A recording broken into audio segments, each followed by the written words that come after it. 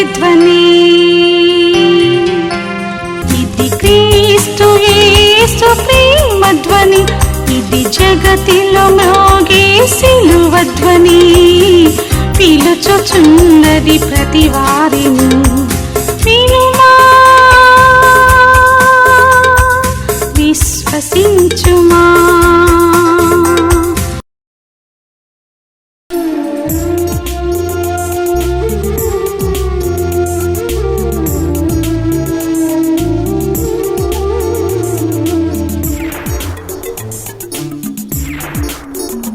రడియకుము దిగులు పడకుము, నిబ్బరము కలిగి ధైర్యముగా నుండుము. రడియకుము దిగులు పడకుము, నిబ్బరము కలిగి ధైర్యముగా నుండుము. నీవు నడచు మార్గమంతటిలో యేసుడు నీకు తోడైయుండును, యేసుడు నీకు తోడైయుండును. రడియకుము దిగులు పడకుము, నిబ్బరము కలిగి ధైర్యముగా నుండుము.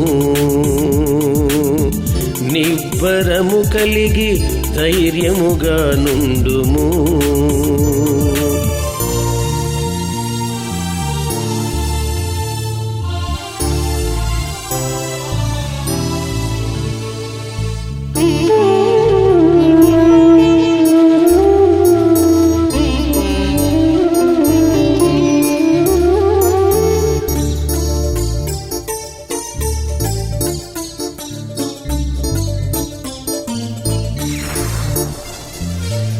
ప్రాకారములను కూల్చెదవు, దుర్గములను పడద్రోయుదువు.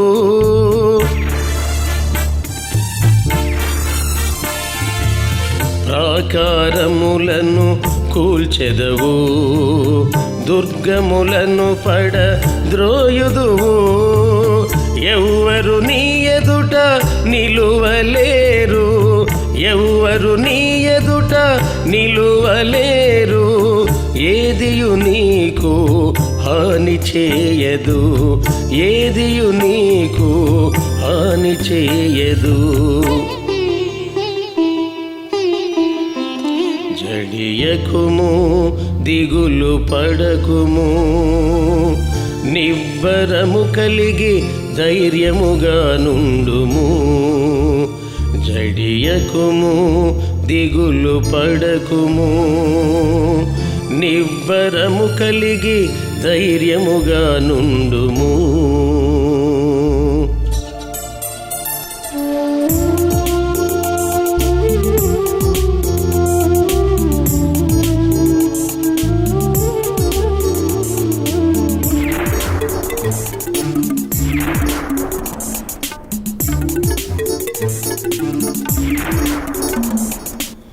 నదులను నీవు దాటెదవు, అగ్నిలో నీవు నడిచెదవు.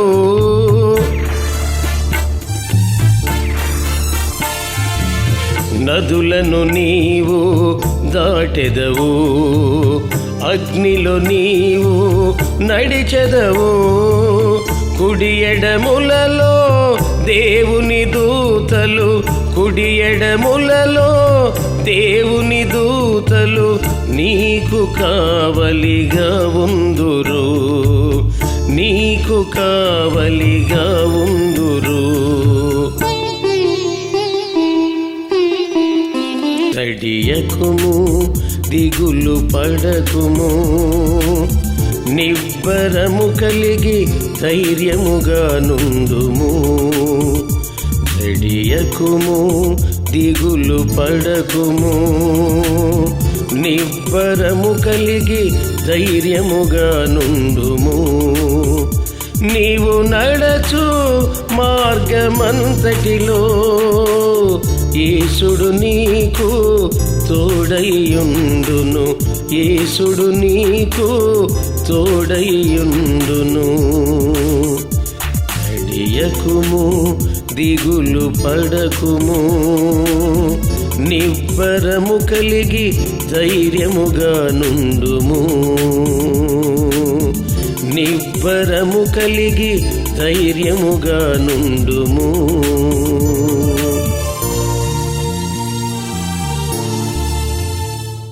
రాజులు మొదటి గ్రంథం 20వ అధ్యాయం 28వ వచనాన్ని చదువుతున్నాను, వినండి. అప్పుడు దైవజనుడొకడు వచ్చి ఇశ్రాయేలు రాజుతో ఇట్లనెను, యెహోవా సెలవిచ్చినది ఏమనగా, సిరియనులు యెహోవా కొండలకు దేవుడే కానీ లోయలకు దేవుడు కాడని అనుకొందరు. అయితే నేను యెహోవానై ఉన్నానని మీరు తెలుసుకున్నట్లు ఈ గొప్ప సమూహమంతయు నీ చేతికి అప్పగించదను. యెహోవా కొండలకే దేవుడు కానీ లోయలకు దేవుడు కాడు అనుకొందురు. యెహోవా కొండలకే దేవుడు కానీ లోయలకు దేవుడు కాడు అనుకొందరు. కొండ అంటే ఎంతమందికి తెలుసో చేయి చూపించండి. ఎత్తుగా, అది తెలియని వాళ్ళు ఉన్నారంట. తెలియని వాళ్ళు చేయెత్తడం, తెలియని వాళ్ళు తెలియదే నాకు. కొండ తెలియని వాళ్ళు చేతులు ఎత్తండి, కొండ తెలిసిన వాళ్ళు చేతులు ఎత్తండి. విజయవాడ కొండలు పొట్టి కొండలు అవి. నీలగిరి కొండలకు వెళ్ళండి, ఊటీ పైకి వెళ్ళండి, మేఘాలు అలా చేత్తో పట్టుకోవచ్చు. నేను నడుస్తూ మేఘాలు అట్ట పట్టుకునేవాడిని. అంత ఎత్తైన కొండలు నీలగిరి కొండల్లో ఇరుళ జాతి వారి దగ్గర సేవ చేస్తున్నప్పుడు మంచు మొక్క మీద నుంచి ఇట్లా తగులుకుంటూ పోతాయి మేఘాలు. చాలా ఎత్తైన కొండలు ఉన్నాయి. హిమాలయ కొండలకు వెళ్తే ఇంకా ఎంత ఉన్నతమైన ఎత్తైన పర్వతాలు కొండలు అంటే ఒక కొండ కాదు, కొండలంతా గుంపు కలిస్తే పర్వతాలను పడతాయి. బైబిల్లో చాలా కొండల గురించి రాయబడి ఉన్నాయి. సియోను కొండ, కల్వరి కొండ, ఒలీవల కొండ, రూపాంతరము పొందిన కొండ, రూపాంతరపు కొండ, 5 రొట్టెల్లో 2 చేపలు విరిచిన కొండ. యెరూషలేము అంతా కూడా కొండ ప్రాంతాలు, కొండలు పర్వతములతో ఉన్నటువంటి, చుట్టూ పర్వతాలు ఉన్నటువంటి పట్టణం అది యెరూషలేము. మొదటిసారి నేను యెరూషలేము వెళ్ళినప్పుడు సాయంకాలం ఒక 6:30-7 గంటల సమయంలో మా బస్సు లోపలికి ప్రవేశించింది ఫ్లైట్ దిగాక. అలా చూస్తే ఆ కొండల మీద ఎంత అందంగా ఆ లైట్లు, ఆ పర్వతాలు, ఆ మసక చీకట్లో ఒక చక్కటి ఆ వాతావరణం చూసినప్పుడు, చుట్టూ ఆ పర్వతాలను చూసినప్పుడు ఒళ్ళు జలధరించింది. ప్రభు సన్నిధిని అనుభవించాను. కొండ ఎప్పుడూ కూడా ఒక ఉన్నతమైన అనుభవానికి గుర్తుగా ఉంది. కొండెక్కి ప్రార్థన చేస్తాం, ఎందుకంటే అది పరలోకానికి కొంచెం దగ్గర అవుతుంది. కొంచెం ఒక స్టెప్ వేసినట్టు అంతే, ఒక స్టెప్ కూడా కాదనుకోండి. పోనీ భూమికి దూరం అవుతాం, కొండకి పరలోకానికి దగ్గర అవుతామో లేదో తర్వాత సంగతి. కొండ ఎక్కిన వాడు భూమికి దూరం అవుతాడు. భూమి యొక్క కాలుష్యం, భూమిలో ఉన్న అలజడులు, శబ్దాలు అవన్నీ వినపడకుండా, భూమిలో ఉన్న ఆకర్షణలు కనబడకుండా ఒక ఉన్నతమైన కొండ ఎక్కినప్పుడు లోకంలో ఉన్నవన్నీ, మనం పెద్దవి అనుకున్నవన్నీ చిన్న కనపడతాయి. కొండ మీద అనుభవాలు ఏంటంటే మన జీవితంలో ఒక ఉచ్చ స్థితికి చేరినటువంటి ఆనందం, సంతోషం, అభివృద్ధి, ఆశీర్వాదం, దేవునితో దగ్గర సంబంధం కలిగి ఉండటం కొండ మీద అనుభవం. ఒక క్రైస్తవుడు కొండ మీద కట్టబడిన పట్టణం వలె ఉండాలంట. మనం కొండ మీద కట్టబడిన పట్టణం లోకమంతటికీ ఆశీర్వాదకరంగా, కొండ మీద కట్టబడిన పట్టణం అందరికీ కనపడుతుంది, కానీ కొండ మీద ఉన్నవాడు లోకానికి దూరంగా ఉంటాడు. మన దేవుడు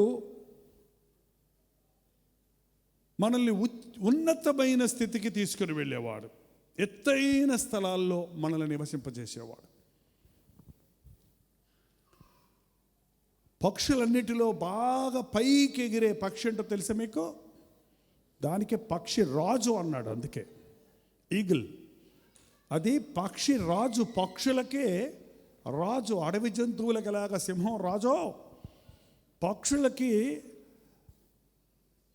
ఈగిల్ పక్షిరాజు. ఉన్నతమైన కొండ మీదకి వెళ్ళిపోయి కొండ మీద ఉన్న చెట్టులో కట్టుకుంటుంది గూడు. అది ఎప్పుడు పైకి ఎగురుతుంది. ఇక్కడ భూ సంబంధమైన వాటి మీద మనసు పెట్టదు. మీరు కాకి ఎగిరేటప్పుడు చూసారా ఎప్పుడన్నా? చేతులు ఎట్టెట్టిట్ట కొట్టుకుంటూ ముక్కుతూ మూలుగుతూ ఎగురుతుంది. అది పక్షిరాజు ఎగిరిందంటే 2 సార్లు ఇట్ట అన్నాక ఒక రీచ్ అయిపోద్ది ఒక హైట్కి. అప్పుడు జర్రన రెక్కలు చాపి, రెక్కలు కొట్టుకొని కాదు, రెక్కలు చాపి పైకి ఎగురుతారు. యెహోవా కొరకు ఎదురు చూచువారు పక్షిరాజు వలె రెక్కలు చాపి పైకి ఎగురుతారు. అది ప్రార్థన అనుభవం. ప్రార్థన ప్రారంభంలో మనకి భారంగా ఉండొచ్చు అండి. ప్రార్థన చేద్దామంటే గిచ్చుకోవాల్సి వస్తుంది. ప్రార్థన రాదు, చెయ్యబుద్ధి వేయదు, చేస్తానికి పదాలు దొరకవు, మనసు స్థిమిత పడదు. కానీ నువ్వు ప్రార్థనకి తీర్మానించుకుంటే, అందుకే ఉపవాస ప్రార్థన అంటే it's a long time prayer. కొంచెం ఎక్కువసేపు చేసే ప్రార్థన. ప్రార్థన రగులుకునేదాకా మనం ప్రార్థనలో కనిపెట్టం. మామూలుగా క్లుప్త ప్రార్థనలు చేసి ముగించుకుంటాం. కానీ ఒక ప్రత్యేకమైన సమయాన్ని కేటాయించి కొన్ని గంటలు కనీసం కేటాయించినప్పుడు మనం ప్రార్థనలో రగులుకోవటానికి, ప్రార్థన ఆత్మను పొంది పైకి ఎగరటానికి, మనం ఇక్కడ చూసిన భూతాల్లాగా పెద్ద పెద్ద ఆటంకాలుగా కనబడినవన్నీ మనం పైకి వెళ్ళినప్పుడు అవి చిన్న చిన్న బొమ్మల్లా కనపడతాయి, పిచ్చుకల్లా కనపడతాయి. కాబట్టి ప్రార్థన అనుభవాలు ఒక వ్యక్తిని పైకి లేపుతాయి. వారి ఆలోచన శైలి పెరిగిపోద్ది.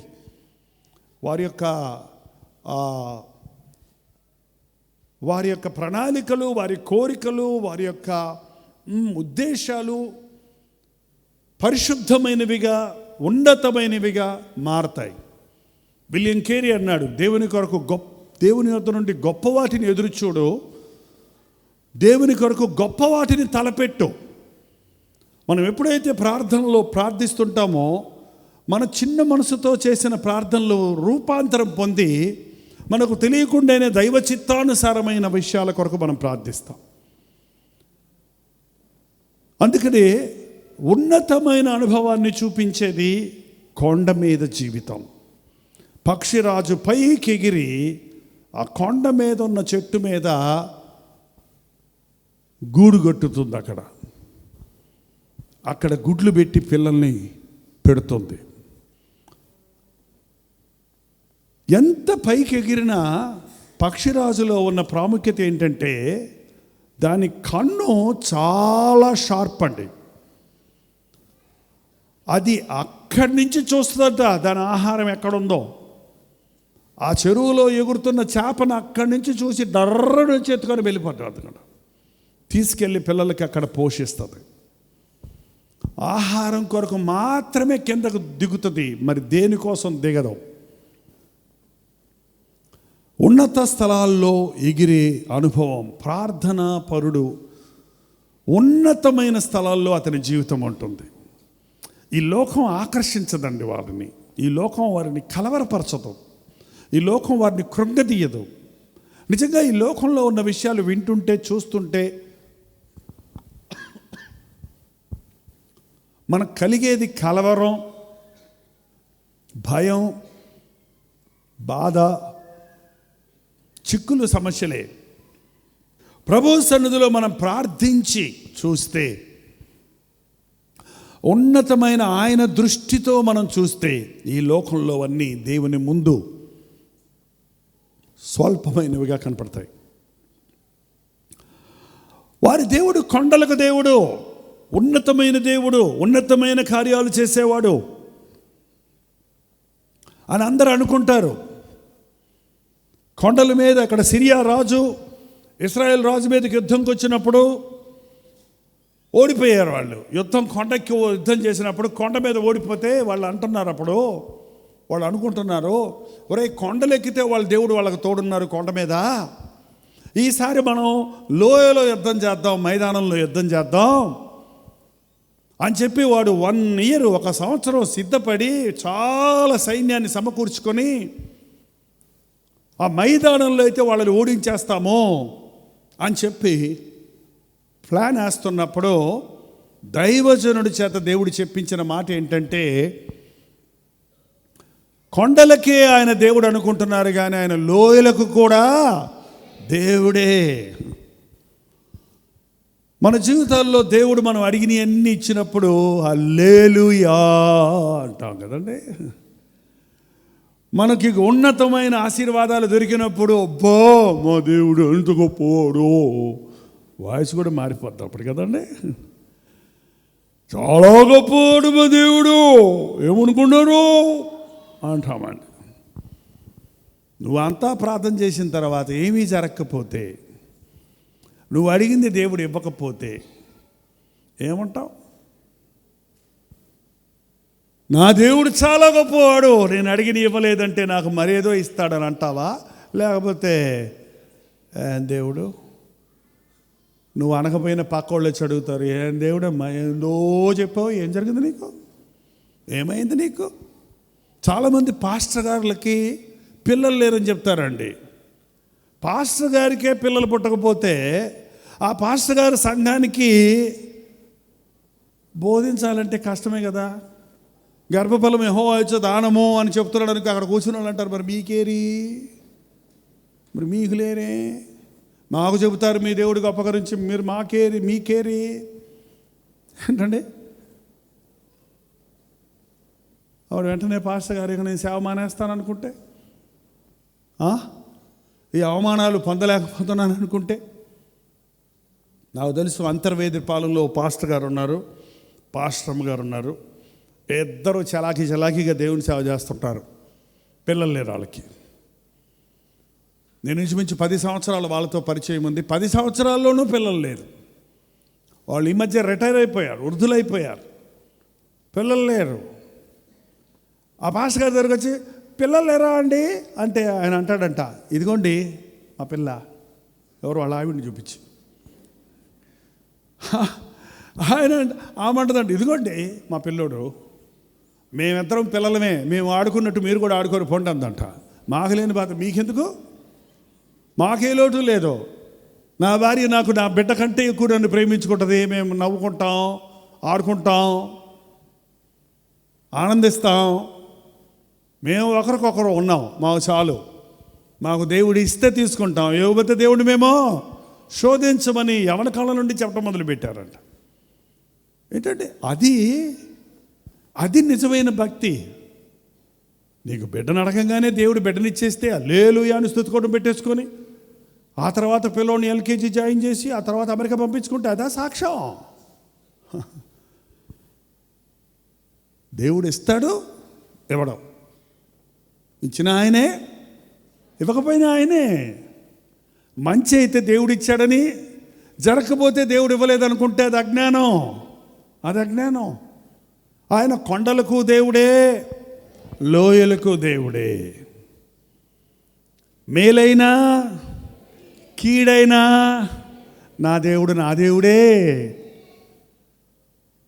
ప్రార్థనలో మనం ప్రార్థన చేసేది దేవుని మనసును మార్చడానికి కాదండి. చాలామంది దేవుని మనసు మార్చడానికి ప్రార్థన చేస్తున్నాం అనుకుంటారు. దేవుడు ఎలాగ మనసు మార్చుకొని నాకు బిడ్డని ఇస్తాడు, దేవుడు మనసు మార్చుకొని నాకు ఇల్లు ఇస్తాడు, దేవుడు మనసు మార్చుకొని నాకు సీట్ ఇస్తాడు, నాకు కాలేజీలో ఇది ఇస్తాడు, లేకపోతే నా రోగాన్ని తీస్తాడు. ప్రార్థన అనేది మన మనసు మారటానికి. తెలుసుకోండి, దేవుడు మారడం. ఆయన నిన్న నేడు నిరంతరము ఏకరీతిగా ఉన్నాడు. ప్రార్థనలో నువ్వు ఆయన చిత్తానికి లోబడినట్లుగా నీ మనస్సు రూపాంతరం పొందాలి. యెహోవా ఇచ్చెను, యెహోవా తీసుకొనెను, ఆయన నామానికి మహిమ కలుగునుగాక. ఈరోజు క్రైస్తవుల భక్తి ఎలాగుందంటే, కొండెక్కిస్తే హల్లెలూయా అంటారు, లోయలో పడితే దేవుడు లేడు, దెయ్యం లేదంటారు. ఏంటండి, ఒక మేలు జరిగితే అబ్బా నా ప్రభు ఎంత గొప్పవాడంటాడు. నువ్వు అడిగింది దొరక్కపోతే నాకేం చేశాడు దేవుడని మూతి ముడుచుకుంటారు. ఇది కాదు నిజమైన క్రైస్తవ భక్తి. మన దేవుడు కొండెక్కించగలడు, లోయలో నడిపిస్తాడు. అందుకే దావీదన్నాడు, గాఢాంధకారపు లోయలో సంచరించినను నా ప్రభు నాతో ఉన్నాడు. లోయలో కూడా సంతోషించిన దానికంటే ప్రభు సన్నిధిలో ఏడ్చిన సమయాల్లో నేర్చుకున్న పాఠాలు, పొందినంత ఆదరణ నేను ప్రపంచంలో ఇంకెక్కడ పొందలా.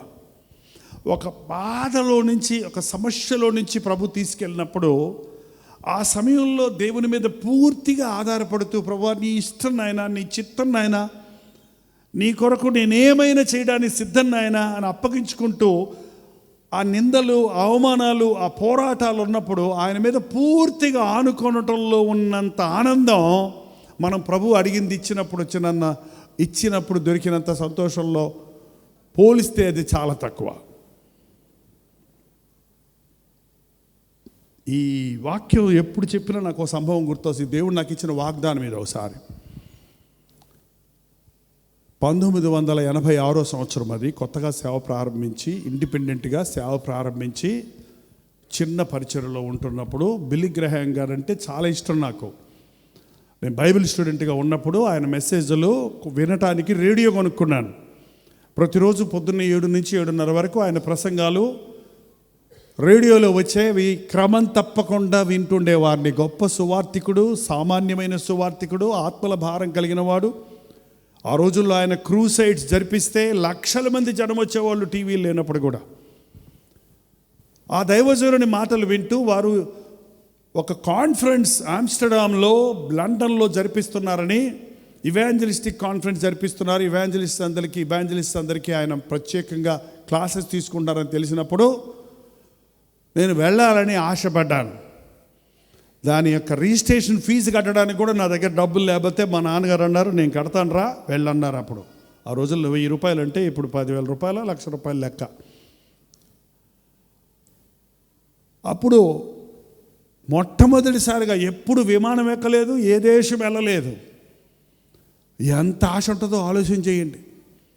అబ్బా సూట్ కేసు సర్దుకొని, అది చలంట, స్వెటర్లు పెట్టుకొని, కోటు పెట్టుకొని, అయ్యి ప్యాక్ చేసుకొని, పాస్పోర్ట్ తయారు చేయించుకొని, పాస్పోర్ట్ లేదప్పటికీ పాస్పోర్ట్ తయారు చేసుకొని, ఆహా ఇంటికాడ స్తుతికోటం పెట్టుకొని, ప్రసంగం చేయడానికి ఎవరూ లేకపోతే నేనే ప్రసంగం చేసుకొని, ఏం ప్రసంగం చేశాను? నీ సన్నిధి మాతో రాని ఎడల మమ్మల్ని ఇక్కడ నుండి తీసుకొని పోకము అనే వాక్యం ఇచ్చాడు దేవుడు. ఇంటి దగ్గర కూటం పెట్టుకొని, దేవా నీ సన్నిధి రాకపోతే నన్ను అక్కడికి తీసుకెళ్ళొద్దు అనే ప్రసంగం చేసుకొని, చేసేదేమో ఆ ప్రసంగం, సర్దేదేమో సూట్ కేసు. ఎక్కడి నుంచి అప్పుడు మెడ్రాసులో ఎక్కడెక్కడ లేవు. ముంబై వెళ్ళి, ముంబైలో మా తెలిసిన సహోదరుల దగ్గర రూములు బుక్ చేసుకోవడానికి డబ్బులు లేవు. ఒకరింట్లో ఉండి వాళ్ళకి చిన్న చిన్న ఇల్లులు, కింద నుంచి నీళ్లు పోతుంటాయి, పైనుంచి దావులు ఎగురుతుంటాయి. ఒకరోజు కంటే ఎక్కువ ఉంటే వాళ్ళకి పడుకోవడానికి స్థలం ఉండదు అక్కడ.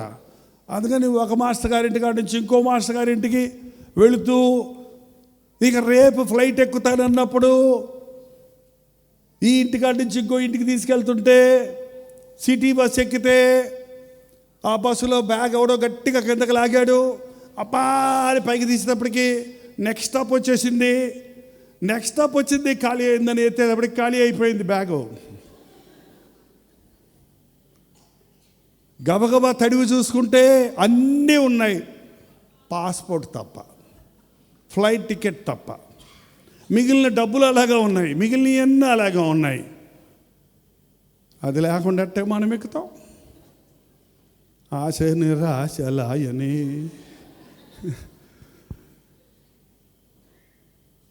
కొంతమంది బ్రదర్స్ చెప్పారు, బాబు ఆ డబ్బులు కాదు కాబట్టి ఏదో పోస్ట్ ఆఫీస్ బాక్సులు వేసేస్తారంటే కొంతమంది బ్రదర్స్ వెళ్ళి వెతికారు. రాత్రి అంతా ఒకటే ప్రార్థన, ప్రభు నా పాస్పోర్ట్ నాకు ఈయన నన్ను తీసుకెళ్ళయ్యా, బిల్లీ గ్రహాం గారు చూడాలయ్యా, ఆ కాన్ఫరెన్స్లో ఉండాలయ్యా, విమానం ఎక్కాలయ్యా, దుమ్ము ఉండదంటయ్యా, ఇతర దేశాల్లో నున్నగుంటాయంటయ్యా, రోడ్లు ఎట్టుంటాయో చూడాలేసయ్యా. రాత్రి అంతా ఒకటే ఉపవాసం ఏంటి కదా, ఉపవాసము, తిండి లేదు నిద్ర లేదు, రెండు జాగరణ. తెల్లవారేదాకా ప్రార్థన చేశానండి, శ్వాస వచ్చేదాకా. ఇక చేస్తాను ఏమన్నా ఎడతెగక ప్రార్థన ఏంటో అప్పుడు నాకు గుర్తుంది, అదే ప్రార్థన. పాస్పోర్టో పాస్పోర్టో పాస్పోర్టో పాస్పోర్టో ఎంత చేసిన వెంటనే దేవుడు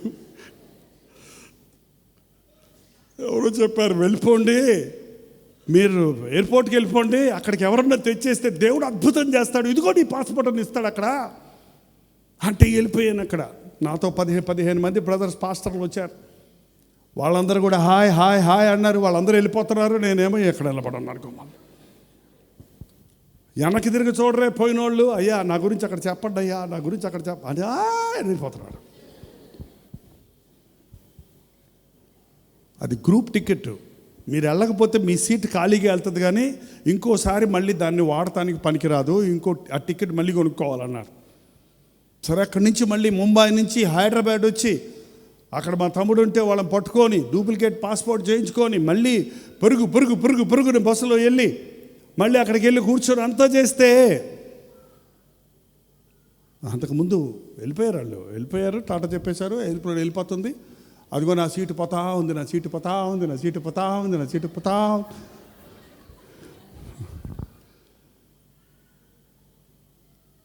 సరే నెక్స్ట్ ఫ్లైట్ ట్రై చేద్దాం అని చెప్పి ఒక్క రోజులో ముంబై, ఢిల్లీ, మనకి హైదరాబాద్ వచ్చి పాస్పోర్ట్ చేసుకొని మళ్ళీ నాన్న తిప్పలు పడి మళ్ళీ వెళ్ళి వాళ్ళకి ఆమ్స్టర్డామ్ ఫోన్ చేస్తే already the conference is started, no more entries, even if you buy your own ticket there is no entry here అన్నారండి. ఇంకా చూడండి నా సంగతి, back to Kapavaram, back to నీ సన్నిధి నాతో రాణిలో నన్ను తీసుకొని పోకమన్నాను చూడు, అక్కడికే పోవాలి. నా లైఫ్లో అంత డిప్రెషన్ అయిన రోజు, ఎంత ప్రార్థన చేసినా దేవుడు వినని రోజు మరొకటి లేదండి. ఎప్పుడు విన్నాడు దేవుడు నా ప్రార్థన, అప్పుడు మాత్రం నాకు అస్సలు సమాధానం ఇవ్వాల, ఏం అర్థం కాల. నిజంగా చెప్తున్నాను, డిప్రెషన్లోకి వెళ్ళిపోయాను నేను. మళ్ళీ వెనక్కి వెళ్తే ఏం చేస్తారు ఆ ఊరిలో అందరూ, ఏంది వెళ్తున్నారు వెళ్ళలేదా, అయ్యో అయ్యో అసలే పల్లెటూరు.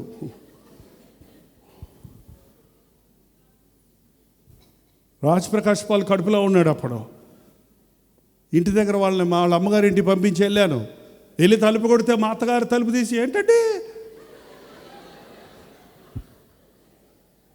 అల్లుడు గారు వచ్చారు, ఎందుకు వస్తారు అల్లుడు గారు, అమెరికా వెళ్ళిపోయాడు ఆయన.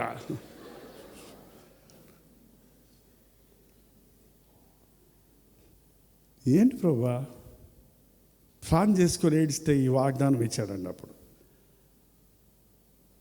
యెహోవా కొండలకే దేవుడు అనుకుంటున్నారు, కానీ లోయలకు కూడా దేవుడే. నీ జీవితాలు అద్భుతాలు ఆశ్చర్యాలు చూస్తేనే దేవుడు అనుకుంటున్నాడేమో, బాధలు వేదనల్లో కూడా నిన్ను విడువని వాడే. ఆయనకు ఒక ఉద్దేశం ఉంది, నిన్ను వెళ్లకుండా చేయటానికి. నువ్వే చేసుకున్నావు కదా ప్రసంగం, నువ్వే చేసుకున్నావు కదా. నేను రాకుండా పోనివ్వద్దన్నావు, నేను రావటం లేదు, అందుకే పోనివ్వలేదు నిన్ను. నిజంగా చెప్తానండి, నాతో పోయిన పాస్టర్లు, నాకు తెలిసి 4-5 పాస్టర్లు మళ్ళీ వచ్చి ఫ్యామిలీని తీసుకెళ్ళిపోయి సెటిల్ అయిపోయారండి అక్కడ. ఇక్కడికి రాలే. ఇంకో పాస్టర్ గారు ఏం చేశారంటే, అక్కడ కొంతమంది దొరల దగ్గర అడ్రస్లు తీసుకొని ఇక్కడ మీటింగ్లు అరేంజ్ చేశారండి. మీటింగ్లు అరేంజ్ చేస్తే ఆ మీటింగులకు అందరూ వచ్చేయండి అని చెప్పేస్తే, మీరు అడ్వర్టైజ్ చేసేయండి, నేను వచ్చి డబ్బులు ఇస్తానన్నారంట వాళ్ళు. వీళ్ళన్నీ అప్పులు చేసేసి మీటింగులు పెట్టేశారు. ఆ దొరలు వచ్చారు, వాళ్ళు చెప్పే డాక్టరీను, వాళ్ళ ప్రీచింగు, ఈ పాస్టర్ గారు వారిని నడిపించిన విధానం చాలా తేడా. ఆ పాస్టర్లకి వచ్చిన దొరలకి ఎటువంటి రెస్పాన్స్ రాలేదు. అక్కడ మీకు పరిశుద్ధాత్ముడు లేడు, వీఆర్ గోయింగ్ అని వెళ్ళిపోయారంట వాళ్ళు. మరి నా డబ్బులు అంటే డబ్బులు లేవు, గిబ్బులు లేవు, వీఆర్ గోయింగ్ అన్నాడు. ఆ పాస్టర్ గారు నాకు కనబడి అన్నాడు, బాబు అనవసరంగా వెళ్ళిన ఆమ్స్టర్డాము. సంఘస్థులు ఏమనుకుంటున్నారంటే, ఫారిన్ డబ్బులు వచ్చేసిందని ఇచ్చే కానుకలు మానేశారు, దొరలేమో చేతులు వెళ్ళబెట్టి వెళ్ళిపోయారు. ఇప్పుడు అప్పుల్లో చుట్టుకున్నాయి, సంఘం అంతా చెదిరిపోయింది, నా బతుకు, నా మినిస్ట్రీ అంతా, ఇన్ని సంవత్సరాలు కట్టుకున్న మినిస్ట్రీ పాడైపోయిందంటే నాకు అర్థమైందప్పుడు, దేవుడా స్తోత్రం నాయనా. నాకు అసలే అమెరికా వాళ్ళు అంటే ఇష్టం, అమెరికాలో ఉండటం అంటే ఇష్టం, డీసెంట్గా ఉండటం అంటే ఇష్టం, నీట్గా ఉండటం అంటే ఇష్టం, హాష్ మీష్ మీష్ వాష్ అని ఇంగ్లీష్ మాట్లాడాలంటే ఇష్టం. మరి ఇట్టాటోడు అక్కడ పడితే ఏమైపోతాడు చెప్పిగా, మీకు దక్కుతాడా? దేవుని తలంపులు వేరు, మన తలంపులు భూమికి ఆకాశం ఎంతెత్తుందో అంతెత్తైన తలంపులు. ఆ రోజు గురించే నేను ఆలోచించాను, కానీ నా దేవుడు ఈ రోజు కొరకు ఆలోచించాడు. ఆయన నేను సమాధి చేరే వరకు నా కొరకు కలిగి ఉన్న ప్రణాళికలను ఆలోచించాడు. ఆ కన్నీటి లోయలో ఒక నెల రోజులు ఒకవేళ మునిగానేమో, కానీ ఇప్పటికీ నా దేవుడు ఎంత గొప్పవాడో. నా పాస్పోర్ట్ పోగొట్టి నన్ను విమానం ఎక్కనేమన్నా చేసి నా పట్ల దేవుడు తన ప్రణాళిక ఎలా బయలుపరిచాడో చూస్తే, ఆయన లోయలకు దేవుడే, ఆయన బాధలలోనూ దేవుడే, ఆయన అడిగినవి ఇచ్చే దేవుడే కాదు, ఇవ్వని దేవుడు కూడా. ఇచ్చినా ఇవ్వకపోయినా ఆయనే నా దేవుడు అనేది నిజమైన భక్తి. మీ దేవుడు ఈ అగ్నిగుండంలో నుండి మిమ్మల్ని రక్షించుటకు సమర్థుడా అని అడిగితే నెబుకద్నెజర్ ఏమన్నాడు? షద్రక మేషక అబేద్నెగోతో, మా దేవుడు రక్షించుటకు సమర్థుడు. ఒకవేళ రక్షించకపోయినను కావాలంటే మేము ఈ అగ్నిలో మలమల మాడైనా పోతాము, కానీ నీవు పెట్టిన ఈ విగ్రహానికి మేము, అది నిజమైన భక్తి. రక్షిస్తే సరే, రక్షించకపోతే సరే, నీ సంగతి నీవు చెప్పినట్టు చేస్తామన్నారా? ఈ రోజున చవకబారు భక్తి నేర్చుకుంటున్నామండి.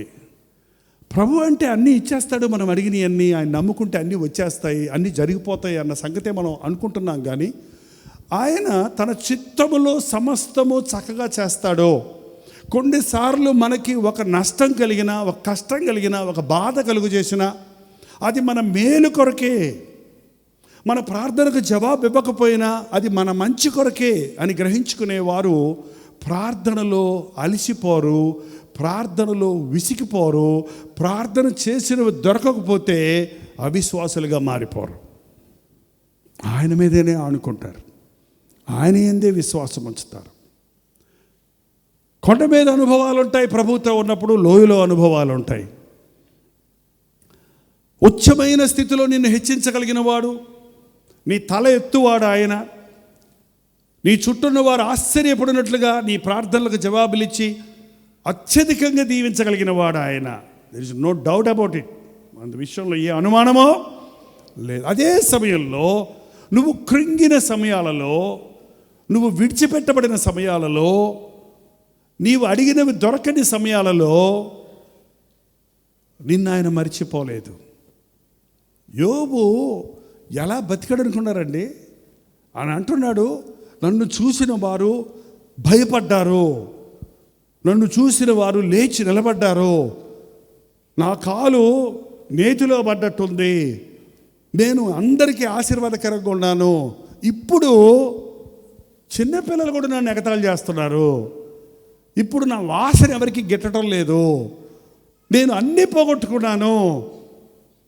అంత ఉన్నత స్థితిలో ఉన్న నేను ఇంత ధీర స్థితిలో ఉంటున్నాను, అయినా నా దేవుడు నన్ను విడిచిపెట్టలేదు. కలిమిలో ఉండట ఎరుగుదును, లేమిలో ఉండట ఎరుగుదును, కడుపు నిండిన వాడనే ఉండట ఎరుగుదును, ఆకలి కొనిన వాడనే ఉండట ఎరుగుదును. క్రైస్తవ భక్తిలో ఒక భక్తుడి చరిత్ర తీసుకోండి. కొండ మీద అనుభవాలతో పాటు లోయలలో కూడా, శ్రమలలో కూడా, వేదనలలో కూడా వారు నడిపించబడడం చూస్తున్నాం. దావీదు జీవితాన్ని తీసుకుంటే ఎన్నిసార్లు, అందుకే రాశాడు, గాఢాంధకార లోయలో సంచరించినను ఏ అపాయమో నాకు రాదు. మన జీవితాల్లో కష్టాలు మీ జీవితంలో ఉన్నాయా? దేవుడు సమాధానం ఇవ్వలేదు నాకు అనే విషయాలు మీ జీవితాల్లో ఉన్నాయా? ఎన్నిసార్లు ప్రార్థించినా జవాబు రాదేంటి అని విసిగిపోయిన పరిస్థితులు మీకున్నాయా? దేవుడు నన్ను విడిచిపెట్టేశాడేమో, దేవుడు ప్రార్థన వింటం లేదేమో అనే కృంగిపోయిన సమయాలు మీ జీవితాల్లో ఉన్నాయా? ఈరోజు ప్రభు జ్ఞాపకం చేస్తున్నాడు, నీ లోయలో కూడా నేను నీతో ఉన్నాను. నీ బాధ నేను చూస్తున్నాను, నీ కన్నీరు నేను చూస్తున్నాను, నీ పోరాటం నేను చూస్తున్నాను. పక్షిరాజు అండి పైన గూడు కట్టుద్ది అన్నాను కదా, అన్నానా లేదా? ఏం చేస్తున్నాను? గూడు కట్టి గుడ్లు పెడుతుంది. ఏం చేస్తుంది? పిల్లలు చేస్తుంది. ఏం చేస్తుంది? ఆహారం వెతుక్కు తీసుకొచ్చి వాటికి తినిపిస్తుంది, నోట్లో పెట్టి. అవి చక్కగా సాయంకాలం అయ్యేటప్పటికి అమ్మ వస్తుంది, అన్నం పెడుతుంది అని చెప్పి ఆ గూట్లో చక్కగా ఎత్తైన స్థలంలో, ఏ పాము అక్కడికి ఎక్కలేనంత స్థలములో. పాములు పక్షిరాజుకు శత్రువు. పక్షిరాజుని ఏం చేయలేదు, కాళ్ళు పెట్టి కసి కొట్టుద్ది, తలకాయ పట్టి కొట్టిందంటే అయిపోద్ది దాని పని. పక్షిరాజుని ఏం చేయలేదు. అందుకని పగ తీర్చుకోవడానికి ఏం చేస్తుంది? ఎవరిని చేయగలదు? పక్షిరాజు పిల్లల్ని గుడ్లను మింగేయటానికి గూడు కట్టుకుందంటే ఎక్కడ పసి కడుతుంది అది. అందుకని అది పాకలేని ఎక్కలేనంత ఎత్తైన స్థలంలో గూడు కట్టుద్ది అది. సాతాను దేవుణ్ణి ఏం చేయలేరండి. చేయగలడా? నన్ను దేవుణ్ణి బాధపరచాలంటే, దేవుడి పిల్లల్ని బాధపరిస్తే దేవుడు బాధపడతాడు. ఇప్పుడు చూడండి, కోటీశ్వర్ల పిల్లలు ఎత్తుకుపోతారు, కిడ్నాప్ చేస్తారు కదా. మీ పిల్లోడు మీకు కావాలంటే మాకు ఇంత డబ్బులు ఇయ్యేలా చంపేస్తాం అంటే భయపడిపోయి ఇచ్చేస్తారు కదా. అట్లా దేవుడి మీద బ్లాక్మెయిల్ చేయాలని చూస్తాడు వీడు సాతాను గాడు, మనల్ని పట్టుకొని. మనమేమో తెక్కలోళ్ళం. ఏంటండి, మనమేమో బోరు అని ఏడుస్తుంటాం. సాతాను తల చితగ్గొట్టిన ప్రభువు మనకుండగా ఓడిపోయిన శత్రువు అండి. అపవాదికి భయపడకండి, వాడు ఓడిపోయిన శత్రువు. ఆల్రెడీ వాడి తల చితక కొట్టబడింది సెలవులో ప్రభు ప్రాణం ఇచ్చినప్పుడే. వాడు ఇంక తాకాడిస్తున్నాడు అంతే. పాముని చూడండి, చంపేసిన తర్వాత కాసేపు ఎక్కడ ఉంటుంది ప్రాణం? బతికే ఉందని పారిపోతుంటారు కొంతమంది. అది ఏం చేయలేదు, బతుకున్నా కూడా దాని తల చితికేశారు, దాని విషం కక్కేసింది. విషం తీసేసిన పావుని, విషం తీసేస్తారు కదండి, విషం పీకేసిన పావుని నీ మీదకి వచ్చి కొడతాని ప్రయత్నించిన కూరలు తీసేసినప్పుడు ఇక నీకే హాని చేయలేదు. సాతాను దేవుని ప్రమేయం లేకుండా నీకే హాని చేయలేదు. దేవుడు మనల్ని ఎత్తైన స్థితిలో ఉంచాలని, అపవాది ముట్టని స్థితిలో ఉంచాలని ఆశపడుతున్నాడు. మరి అంత పైన పెట్టిన ఆ గద్ద పక్షిరాజు పిల్లలు కొంచెం పెద్ద అయిన తర్వాత వాటికి బాగుంటుంది. అక్కడే అమ్మ తెచ్చి పెడుతుంది, తింటాం కూర్చోవటం. అమ్మ నాన్న ఇద్దరు ఉంటారంట. తండ్రి ఆహారం తెస్తాడంట, తల్లి కావాలి కాస్తంట. ఓ సమయం వచ్చేసరికి ఇద్దరు వెళ్తారు, మగది ఆడది పక్షిరాజులు. అవి బాగున్నప్పుడు ఒకరోజు అమ్మ ఇంకా రాలేదేంటి, అన్నం పెట్టలేదేంటి, క్యాక్ అని వాటి ఏం సౌండ్ ఇస్తుందో మనకు తెలీదు. సౌండ్ చేస్తుంటే వస్తుందంట. వచ్చి ఏం చేస్తుంది తెలుసా? గూడంతా పీకేస్తుంది. గూడంతా పీకేస్తుంటే అది కాకర పడతాయి. అయ్యే మమ్మీ డాడీ ఆయన పీకేస్తుంటే అన్నం పెడుతున్న ఇది పీకేస్తుంది ఏంట్రా బాబా అని అర్థం కాక, అమ్మ ఇలా రాక్షసులు అయిపోయిందేంటి, మా నాన్న ఇట్లా క్రూరుడు అయిపోయాడేంటి అనుకుంటున్న పిల్లలు గూడు పీకేస్తుంటే కింద ఏమీ సపోర్ట్ లేకపోతే ఏం చేస్తాయి? ఇప్పుడు ఎగరటం నేర్చుకుంటాయి. ఇప్పుడు దాకా ఎగరవయి కూర్చొని తింటుంటాయి. గూడు పీకేస్తే పడిపోతున్నా అన్నట్టు ఎగురుతుంటే పక్షిరాజు చూసి వాటికి ఎంత ఓపిక ఉందో, పడకుండా ఎంత ఎగరగలవో అంతే. అవి బ్యాలెన్స్ తప్పి పడిపోతుంటే గబక్కనెళ్ళి రేఖలు చాపి రెక్కల మీద వేసుకుంటుందంట. అమ్మయ్యేసయ్యా అబ్బా అనగానే మళ్ళీ వదిలిపెడద్దంట. మళ్ళీ పెట్టుకుంటుంది. ఏంటంటే అట్లా చేస్తున్నప్పటికి ఏమైపోతాయి? ఆ పిల్లలకి ఏమొచ్చేస్తుంది? ఇప్పుడు ఎగరడం వచ్చేస్తుంది.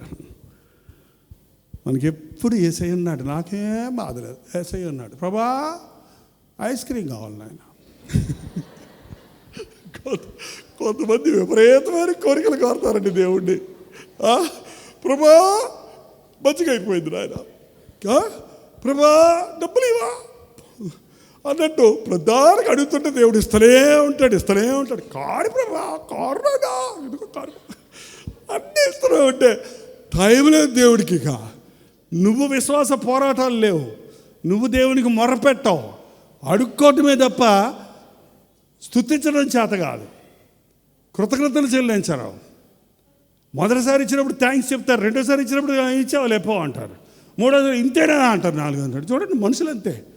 మొదటిసారి ఏదో థ్యాంక్స్ అంటారు, రెండోసారి ఎవరికోసం ఇస్తావు అన్నట్టు, నాలుగోసారి ఎప్పుడైనా ఇచ్చేది, ఇంతకంటే మంచిది ఇవ్వలేవా అంటారు. మళ్ళీ చూడండి అంతే. దేవుడి దగ్గరికి వెళ్ళి మనుషులు పొందుతూనే ఉంటారు, కృతజ్ఞత ఉండదు. అందుకే దేవుడు అప్పుడప్పుడు కొండ మీద నుంచి దింపుతాడండి.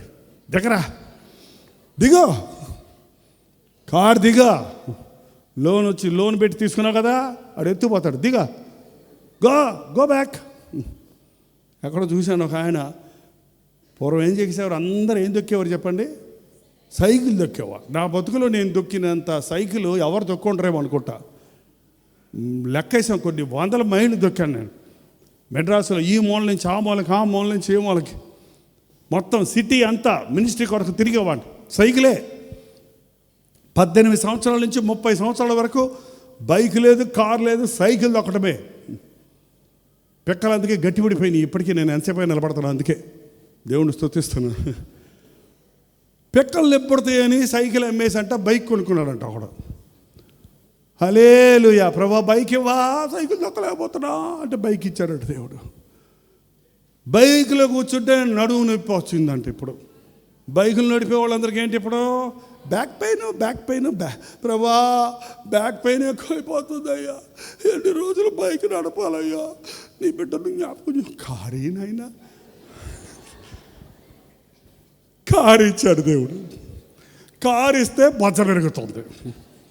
కారులో కూర్చుంటే ఎట్ట అవుద్దట, ప్రభా బొజ్జ పెరుగుతుంది నాయన, జిమ్కి వెళ్ళాలి, డబ్బులు ఇవ్వా. బొజ్జ కరిగించుకోవడానికి ఎక్కడికి వెళ్తారు, జిమ్కి వెళ్ళి డబ్బులు కట్టి మళ్ళీ ఏం తొక్కుతారు అక్కడ.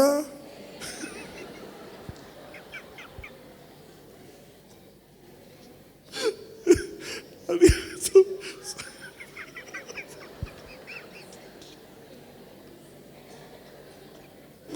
అడిగినందు దేవుడు మనకి ఇస్తుంటే అనవసరమైన అడిగి అనవసరమైన తిప్పలు తెచ్చుకుంటున్నాం.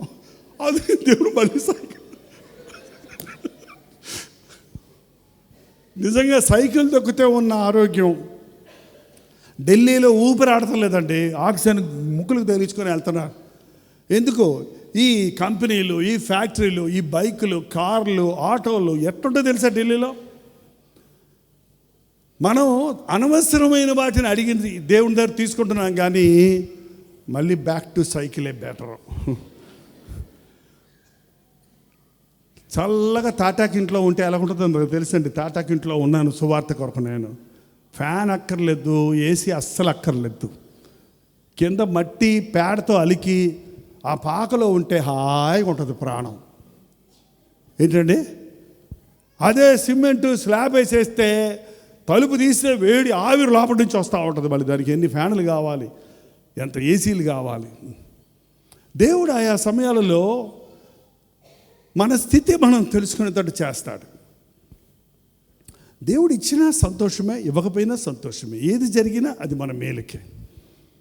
ఏలియాకి పొద్దున్న సాయంత్రం కాకులు తీసుకొచ్చి ఆహారం ఇచ్చాయి. ఏమిచ్చాయి? రొట్టె, మాంసం. తిని ఏం చేశాడు ఆయన? ఏం పనిలేదు, ఇప్పుడు వెయిట్ చేయమన్నాడు అంతే. అంటే హాయిగా ఆ కేరీతి వాగు దగ్గర కూర్చొని ఇటు ఆడుకుంటున్నాడు అంతే. టైం ఎప్పుడు అవుద్దా, కాకులు రావేంట అంటే ఆయన తింటాం, మళ్ళీ తాగటం, మళ్ళీ కూర్చోవటం. ఏమై ఉంటాడు కొన్ని రోజులకి? శుభ్రంగా బొజ్జ పెరిగిపోయి ఉంటుంది. చూశాడు దేవుడు ఒకరోజు నీళ్ళు ఆగిపోయినాయి అంటే కాకి రాలేదంట. ఏంటి ప్రభా కాకిని మర్చిపోయావు పాపటం? మర్చిపోలేదు ఆయన. ఏంటి ప్రభా నీరు ఆపేశావు? ఆపలేదు ఆయన. లే, నీవు సారేపోతే నీ ఊరికెళ్ళు, అక్కడ విధవరాలకి నేను ఆజ్ఞాపించానన్నాడు. ఆ విధవరాలు ఏం పెట్టింది ఆయనకి? పులకాలు పెట్టింది. ఏం పెట్టింది? మరి పేదోళ్ళు నీకులాగా నెయ్యి నూనెలు వేసి మునిగేటట్టుగా వండుకోవటం కుదురుద్దా? అట్ట తడుకొని వండుకుంటారు వాళ్ళు కొండలో. ఏమైందండి? కొండ కూడు పెట్టాడు దేవుడు. ఏం కూడు పెట్టాడు పాస్టర్ గారికి? బొజ్జగరకాలి కదా మరి మాంసం ఉంది అక్కడ? మాంసం లేదు ఇక్కడ, నాన్ వెజ్ లేదు, ఒట్టి పులకాలే, పచ్చడి కూడా లేదు. పాపం మళ్ళీ బ్యాక్ టు నార్మల్ అయి ఉంటాడు. దేవుడు చేసేది ఏది చేసినా మన మంచికే. ఉంటే తినండి, లేకపోతే స్తుతించండి, అంతేగాని తినమరిగినోడు మళ్ళీ తిండి లేకపోతే ఎడుతో కూర్చుంటాడండి. పైకి ఎక్కడానికి సిద్ధపడ్డాడు కిందకి దిగమంటే కోపగించుకుంటాడు. ఎందుకో నాకు అర్థం కాదు. నువ్వు పైకి వచ్చి పాట పాడు బ్రదర్ అన్నామనుకో అని వస్తాడు. నువ్వు వీళ్ళకి ఎందుకు కూర్చో అంటే బయటకు వెళ్ళిపోతావు. నిన్ను పైకి ఎక్కించినోడే కదా కిందకి దిగమంటున్నాడు. ఎక్కించేవాడు ఆయనే, దింపేవాడు ఆయనే. ఎక్కితే ఎక్కుతా, దిగమంటే దిగుతా. కొండల్లో దేవుడే, లోయల్లో దేవుడే, మేలైన దేవుడే, కీడైన దేవుడే, ప్రార్థనకు జవాబు ఇచ్చిన దేవుడే, ఇవ్వకపోయినా దేవుడే. నా దేవుడు నన్ను విడవడు, ఎడబాయడు. ఏ స్థితిలోనైనా సరే నా దేవుడిని నేను విడవనన్నదే నిజమైన భక్తి అండి. ఎక్కడ నుండి నువ్వు మొరపెట్టినా అగాధములో నుండి నేను మొరపెట్టాను, నా ప్రార్థన ఆలకించావు అన్నాడు. కొండ మీదకి ఎక్కి దేవునికి మొరపెడితే దేవుడు ప్రార్థన ఆలకిస్తున్నాడు. గోతులో నుండి దేవునికి మొరపెడితే దేవుడు నీ ప్రార్థన అక్కడి నుండి కూడా ఆలకిస్తున్నాడు. నువ్వు అన్నీ పోగొట్టుకున్న పరిస్థితుల్లో, నువ్వు ఒంటరితనాన్ని అనుభవిస్తున్న పరిస్థితుల్లో నువ్వు దేవునికి మొరపెడితే ఆయన ఇంకా నీకు జవాబిస్తాడు. కొండ మీద అనుభవం సంతోషకరమైన, అభివృద్ధికరమైన జీవితానికి గుర్తు. దేవునికి సమీపంగా ఉన్నామన్నదానికి గుర్తు. లోయ అనుభవం డిప్రెషన్ అనే మాట, అనేకులు డిప్రెషన్లో ఉన్నారు. ఒక విధమైన మానసికమైన ఆందోళన, టూ సెన్సిటివ్. ప్రతి చిన్నదానికి కలవరపడిపోతారు. ప్రతి చిన్నదాన్ని ఏదో అయిపోయినట్టు ఊహించేసుకొని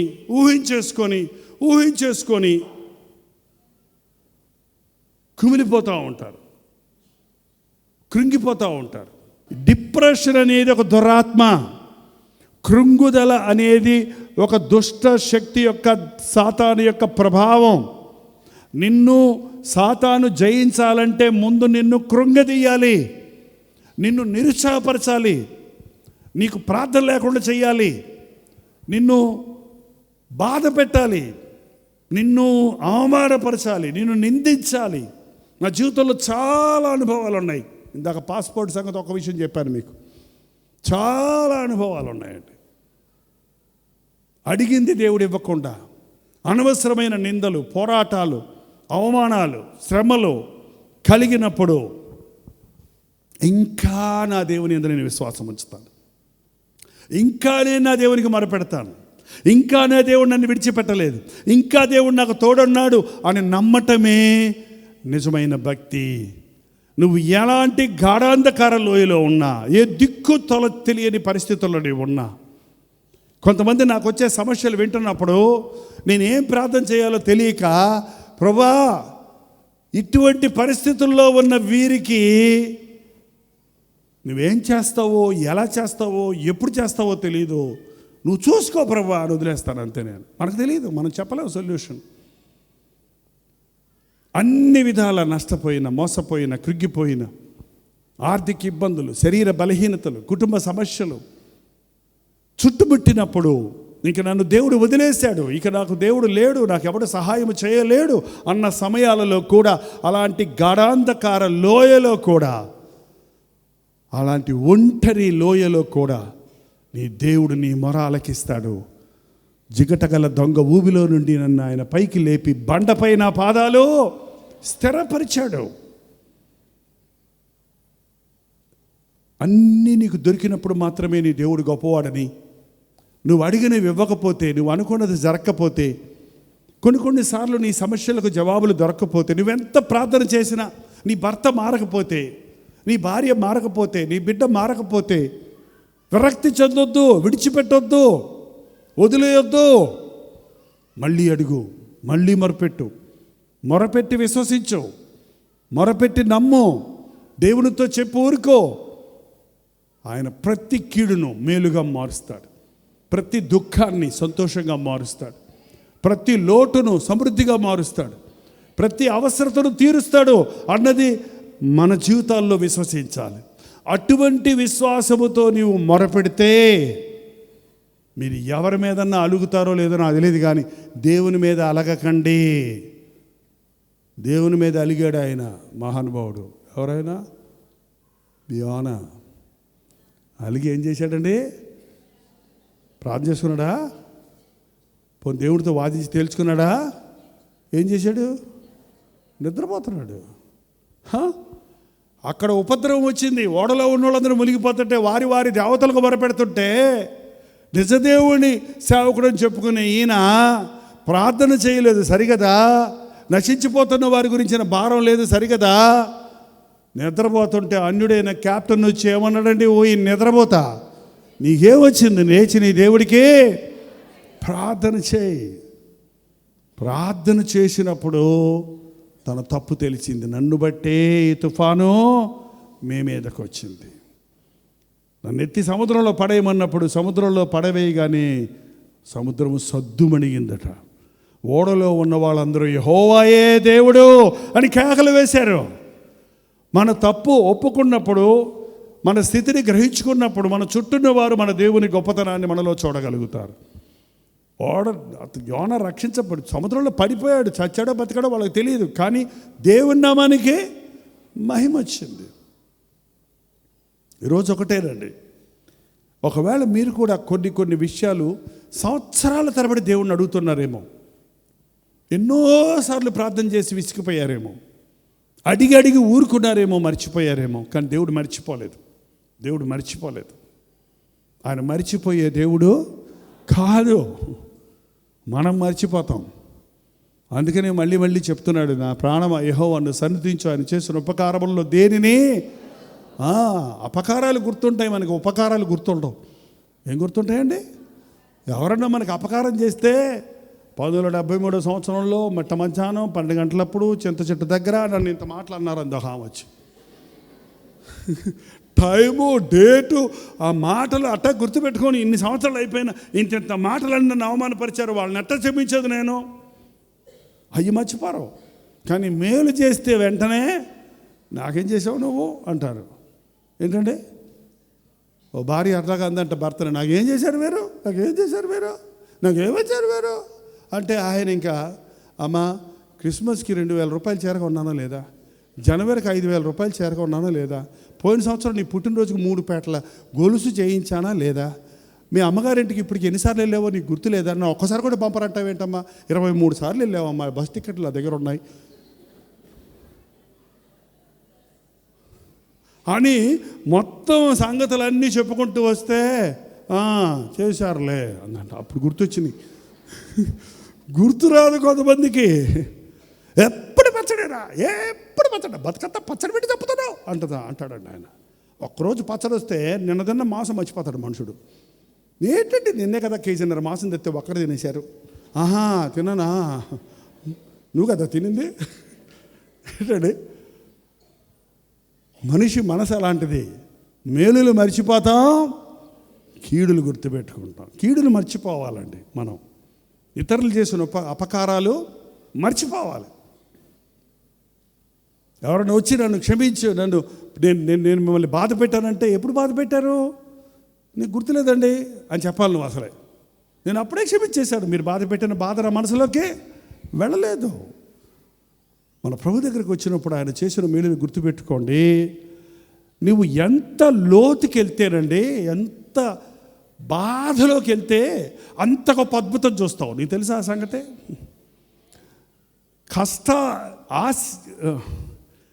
దేవుని అద్భుత కార్యాలు, ఆశ్చర్య కార్యాలు కష్టాలు అనే రెక్కల మీద నీ దగ్గరకు వస్తాయంట. నీకు దేవుని అద్భుతాలు జరగాలంటే కష్టాలనే రెక్కల మీదే వస్తాయి కానీ అమాంతంగా రావు. అందుకని కష్టాల్లో ఉన్నప్పుడు అద్భుతాలు చూస్తాం మనం. ఇఫ్ యు రీడ్ ద బైబిల్లో గమనించి చూస్తే ఎక్కడ సమస్య ఉందో అక్కడ అద్భుతం ఉందంటే, ఎక్కడ ప్రాబ్లం ఉందో అక్కడ ఒక మెరికల్ జరిగింది. సమస్యలే లేకపోతే అద్భుతాలే లేవు. 5,000 మంది పురుషులు, స్త్రీలు, పిల్లలు ఉన్న దగ్గర అంతమందికి ఆహారం పెట్టడం అనేది ఒక పెద్ద సమస్య. శిష్యులు లెక్కలేసి ఎక్కడిని తెమ్మంటావు అని అడుగుతున్నారు. అంత పెద్ద సమస్యకి ఎంత పెద్ద అద్భుతం జరిగిందో చూసారా? ఇశ్రాయేలు అరణ్య మార్గంలో వెళ్తున్నప్పుడు నీళ్లు లేవనే సమస్య, ఎంత గొప్ప అద్భుతం చేశాడు. బండను కొడితే నీళ్ళు వచ్చాయి. 20 లక్షల మంది తాగడానికి, తినడానికి, కాళ్ళు చేతులు కడుక్కోవడానికి, కొన్ని వ్యాగన్స్, కొన్ని ట్రైన్లో నీళ్లు పోతాయి చూడండి, అలాంటి ఒక 20-30 ట్రైన్లు కావాలంట ఒక రోజుకి. మరి అన్ని నీళ్ళు ఒక బండలో నుంచి తెప్పించాడు. ఎక్కడ సమస్య ఉందో అక్కడ అద్భుతం ఉంది. నీ జీవితంలో అద్భుతాలు వద్దంటే సమస్యలు వద్దని చెప్పు. సమస్యలు వచ్చినప్పుడు కృంగిపోక, ఈ సమస్యలో నుంచి దేవుడు ఒక అద్భుతం, ఈ లోయలో నుండి దేవుడు ఒక కొండను పుట్టిస్తాడు.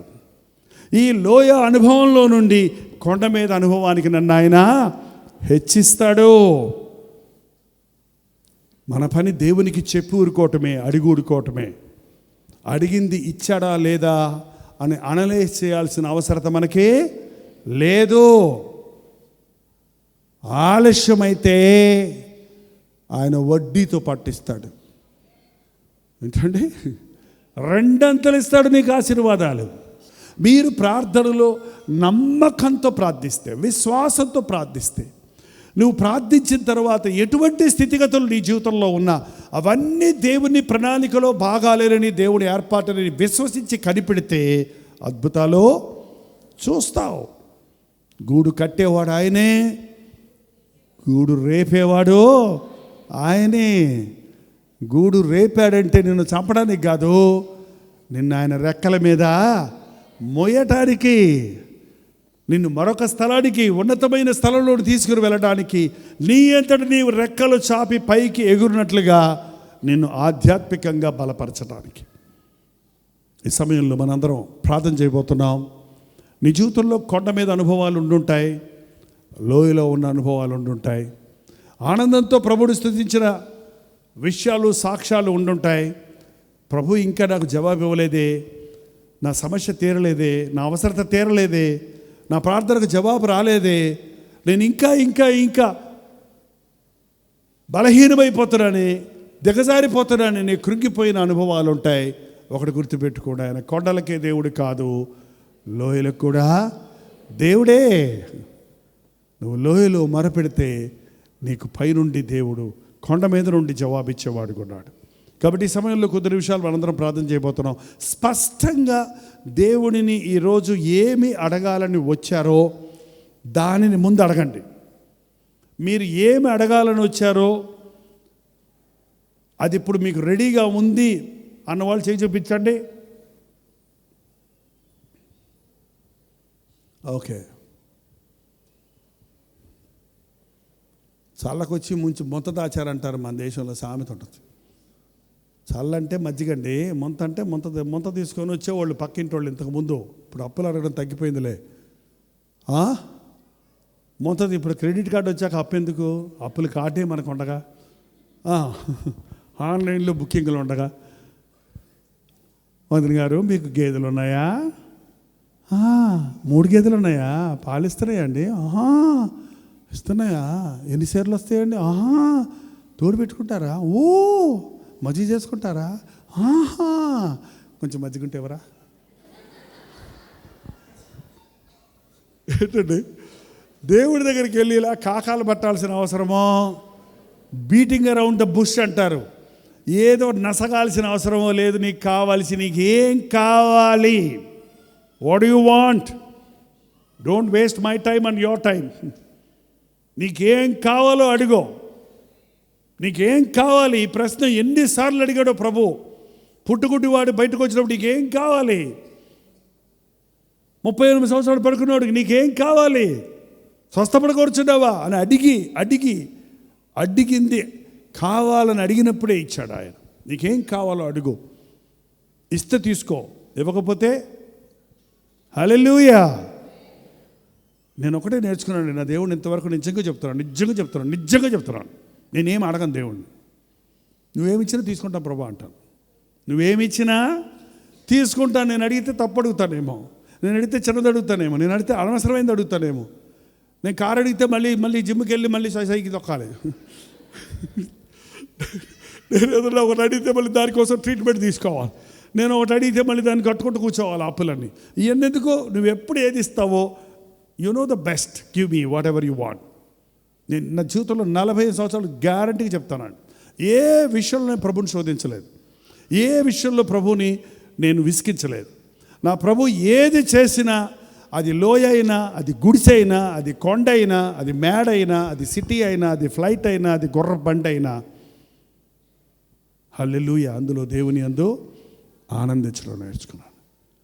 ప్రభువులో మీరు ఎప్పుడు ఆనందంగా ఉండాలంటే, ఆయన ఎప్పుడు నాకు మేలే కానీ కీడో చెయ్యడో. నా ప్రభు నన్ను ఎప్పుడు మరవడో, నా దగ్గర నుంచి ఏది తీసేసుకోడు ఆయన. నాకు ఇచ్చేవాడే కానీ నన్ను పీక్కునేవాడైనా కాదు అన్నవి మీ మనసులో పడిపోతే పూర్తిగా ఆయన మీద నమ్మకం. ఎవరి మనస్సు నీ మీద ఆనుకొనునో వానిని పూర్ణ శాంతి గలవానిగా చేయదు. ఆయన మీద ఆనుకుని నువ్వేం చేసినా సరే అన్నప్పుడు ఇంక నీకే బాధ లేదు, నీకే సమస్య లేదు. అన్నీ చూసుకునేవాడు ఆయన ఉన్నాడు. మన దేవుడికి మరొక పేరు ఏంటో తెలుసా? చూచుచున్న దేవుడు. హాగరంది నన్ను చూసిన వాడిని నేను చూశాను. మనలో చాలామంది మనల్ని చూస్తున్న ప్రభువుని మనం చూస్తున్నా. ఆయన మనల్ని చూస్తూనే ఉన్నాడు. పిల్లోడు చచ్చిపోతాడేమో, నీళ్లు లేవే అని ఏడుస్తుంది అక్కడ, కానీ ప్రభువు చూస్తున్నాడు ఆమెని. ఆ ప్రభువు మాట విన్నప్పుడు ఆ మనది నేను చూచిన దేవుడిని నేను, నన్ను చూచిన దేవుడు నేను. ప్రార్థనకు వచ్చినప్పుడు మనల్ని చూచే దేవుడు మన ప్రార్థనకు జవాబులు ఇవ్వడానికి, మనల్ని చూడడానికి మనకంటే ముందు సిద్ధంగా ఉన్నాడు. నువ్వు ఆయన్ని చూడగలిగితే నీ ప్రార్థన ఫలిస్తుంది. లేచి నిలబడండి, ప్రార్థన చేద్దాం. ప్రతి ఒక్కరూ లేచి నిలబడండి, ప్రార్థన చేద్దాం. ఇది మీ మట్టుకు మీరు దేవునితో మొరపెట్టుకునే సమయం. ఇది దేవునితో మీరు మాట్లాడుకునే సమయం. నోరు తెరిచి దేవునితో చెబుదాం. ఒక భారంతో వచ్చానన్నారు కదా, ఒక అవసరతతో వచ్చారన్నారు కదా, ఒక విషయం దేవుణ్ణి అడగాలని వచ్చారన్నారు కదా. అడగండి, నోరు తెరిచి అడగండి. మీ మనసులో పరధ్యానం లేకుండా ఉండడానికి మీ స్వరమెత్తి ప్రార్థన చేయటం అభ్యాసం చేసుకోండి. మీరు మనసులోనే ప్రార్థన చేసుకుంటుంటే మీ ఆలోచనలు చెదిరిపోతాయి. మీ స్వరమెత్తి ప్రార్థన చేస్తే నీ ప్రార్థన నీకు వినబడి నీ విశ్వాసం వృద్ధి చెందుతుంది. నీ ప్రభువు ఆలకించి నీకు జవాబిస్తాడు. ఇది నా బాధయ్యా, ఇది నా అవసరతయ్యా, ఇది నా సంగతయ్యా, ఇది నాకు కావాలయ్యా.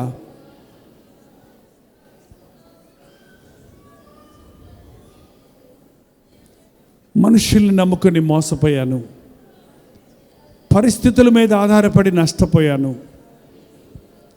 అధికారులను నమ్ముకొని, ప్రభుత్వాలను నమ్ముకొని ఏమీ లేని వానిగా మిగిలిపోయాను. ఈ లోయలో పడున్నానయ్యా, ఈ కన్నీటి లోయలో పడున్నానయ్యా, ఈ అప్పుల లోయలో పడున్నానయ్యా. ఈ అప్పు ఎలా తీరుతుంది? ఈ సమస్యలు ఎలా తీరుతాయి? నా దేవుడు నాకు సహాయం చేస్తాడా అని కృంగిపోతున్నానయ్యా. నాకు సహాయం చేయని అడగండి. నాకు అన్నీ ఇచ్చాడు దేవుడు, నాకేటో ఏ లోటు లేదు, నేను సమృద్ధిలో ఉన్నానని ఎత్తైన స్థలాల్లో ఉన్న పక్షిరాజు వలె స్థిరపడిపోయాను అనుకున్నాను. అందుకే నాకు గూడు రేపావయ్యా, అందుకే నాకు సమస్యలు వచ్చాయి నా ఉద్యోగంలో, అందుకే నష్టాలు వచ్చాయి నా వ్యాపారంలో, అందుకే కలవరం వచ్చింది నా కుటుంబంలో. అయ్యా, ఇది నన్ను దగ్గరగా చేర్చడానికి, నీకు దగ్గరగా చేర్చడానికే అని తెలుసుకోవడానికి సహాయం చేయి నాయన. నా విశ్వాసం పోకుండా, నా విశ్వాసంలో నేను బలహీనుని కాకుండా, నా దేవుడు కొండలకు దేవుడు, లోయలకు దేవుడు, నా దేవుడు నా బాధలో నాకు నెమ్మదిస్తాడు, నా సమృద్ధిలో నన్ను ఆశీర్వదిస్తాడు అని నమ్మకంతో చేద్దాం. కొద్ది నిమిషాలు నేను మౌనంగా ఉంటున్నాను. మీరే స్వరమెత్తి ప్రార్థించండి. ప్రతి ఒక్కరూ స్పష్టంగా చెప్పండి, దేవుడికి ఏం కావాలి, నీకు ఎందుకు వచ్చావు ఈ రాత్రి? ఉద్యోగం విషయమా, గర్భఫలం విషయమా, వివాహ విషయమా, ఆర్థిక ఇబ్బందుల, నిన్ను పట్టి పీడిస్తున్న సంకటాల నుండి విడుదల, ఏదైనా ఒక పాపానికి బానిసై విడవలేని స్థితిలో నీవు ఉన్నావా? బానిస బతుకు నుంచి విడుదల కావాలా? దుఃఖము నుంచి విడుదల కావాలా? నోరు తెరిచి ప్రభుని అడగండి.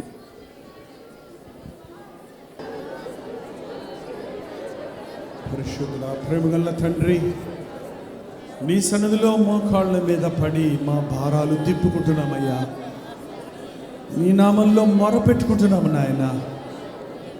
మా స్థితిని ఎరిగిన దేవా, మమ్మల్ని అత్యధికంగా ప్రేమించే ప్రభువా, మా జీవితాల్లో కొండలైన, లోయలైన, మేలైన, కీలైన,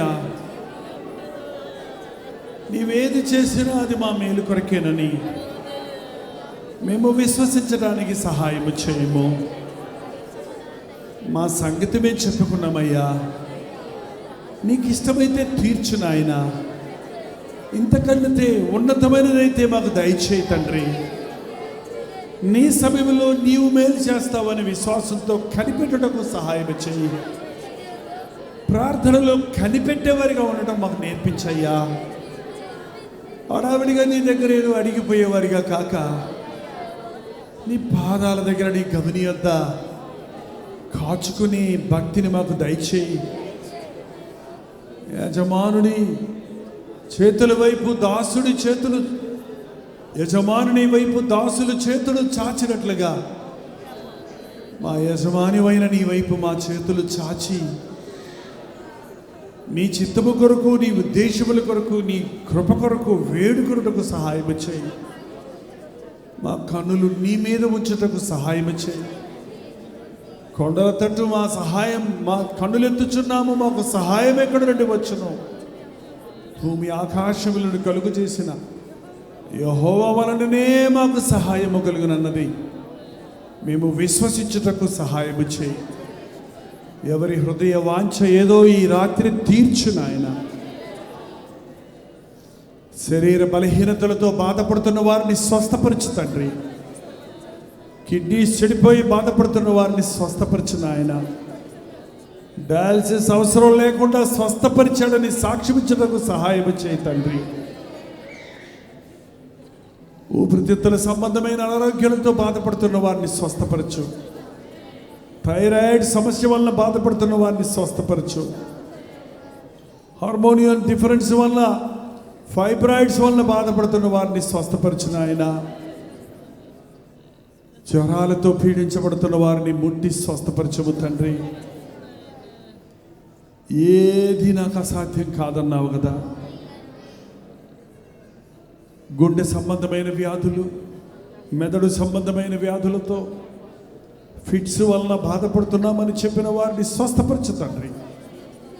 స్ట్రోక్ రాకుండా కాపాడేవాడివి నీవేనని, మా బీపీ, షుగర్ల వంటి డిజార్డర్స్ను సరి చేయగలిగిన వాడివి నీవేనని నమ్ముతున్నాము. నీ సహాయం దయచేయి.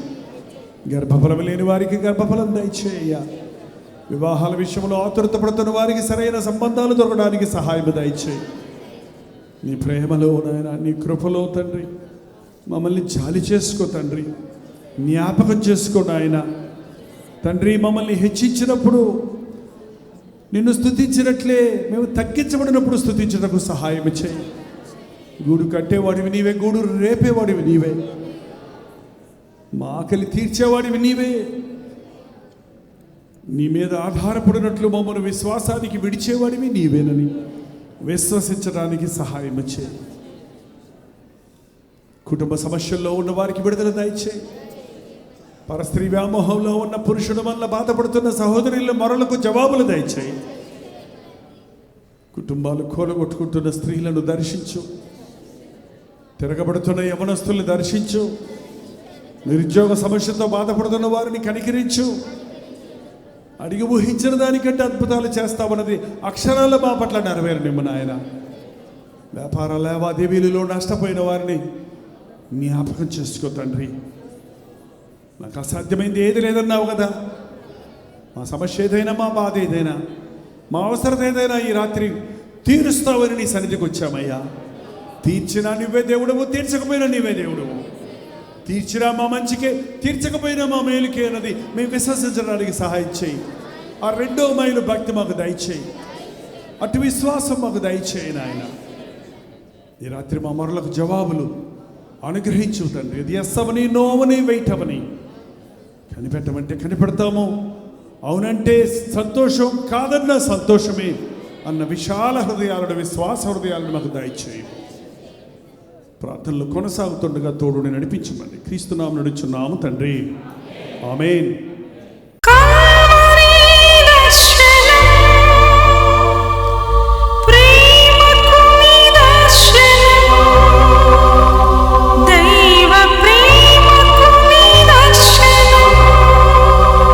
తెలుగు, తమిళ, హిందీ, మలయాళం, బెంగాలీ, ఒరియా అనే 6 భాషల్లో టెలివిజన్ ప్రోగ్రామ్స్ కొనసాగుతూనే ఉన్నాయి. భారభరితమైన పరిచయంలో మీరు సహకరించాలని ఆశిస్తే, ప్రభువు మిమ్మల్ని ప్రేరేపిస్తే మీ విరాళాలు, కానుకలు పంపించవచ్చు. అవి నేరుగా టీవీ ఛానల్స్కి వెళ్తే అందులో ఏది మేము మా సొంత ఖర్చుల కొరకు ముట్టుకోవట్లేదు, వేరే పరిచయ కొరకు ముట్టుకోవట్లేదు. టెలివిజన్ పరిచయలో ఇంకా సువార్త వినని వారికి అది అందించాలని ఆశతో 20 సంవత్సరాలుగా కొనసాగుతున్న పరిచయం కొరకు ప్రార్థించండి. ఈ సహకారాన్ని అందించండి. ఈ విషయంలో మీకు ఇంకా ఎవరైనా కావాలంటే 89393939 అనే నెంబర్కి మార్నింగ్ 10 నుంచి ఈవినింగ్ 10 లోపల మీరు ఫోన్ చేయండి. వివరాలు మీకు తెలియజేస్తాం.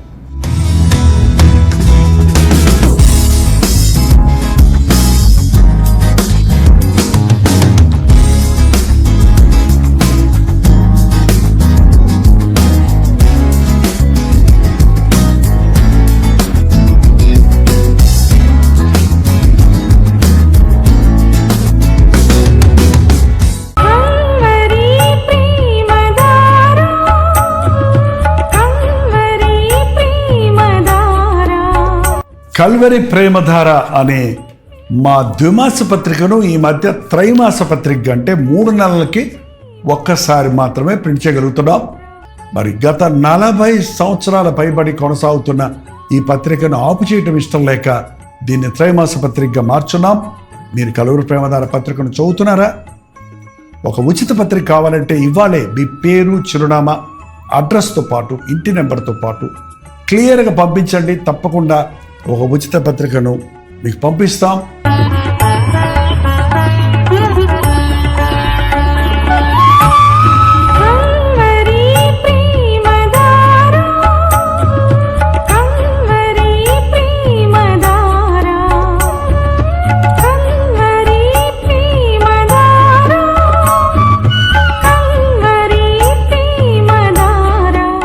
ఒక నిమిషం.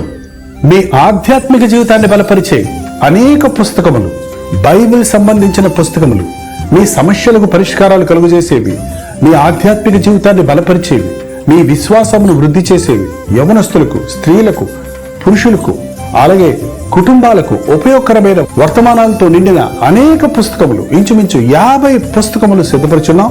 ఈ 50 పుస్తకాలు మీకు కావాలంటే ఇప్పుడే 08939393939 నెంబర్కి కాల్ చేసి తెలుసుకోండి.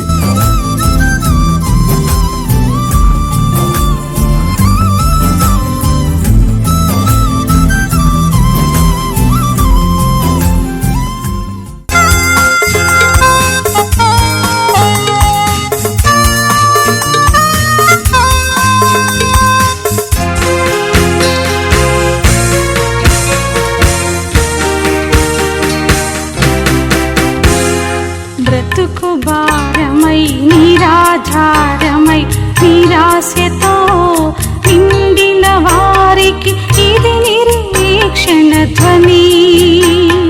బ్రతుకు భారమై నిరాధారమై నిరాశతో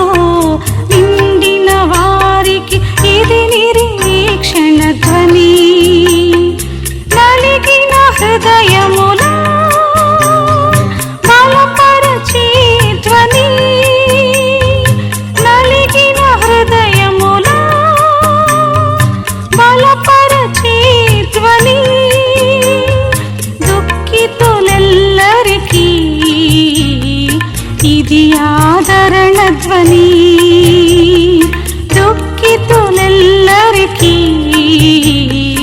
ఇది ఆదరణ ధ్వని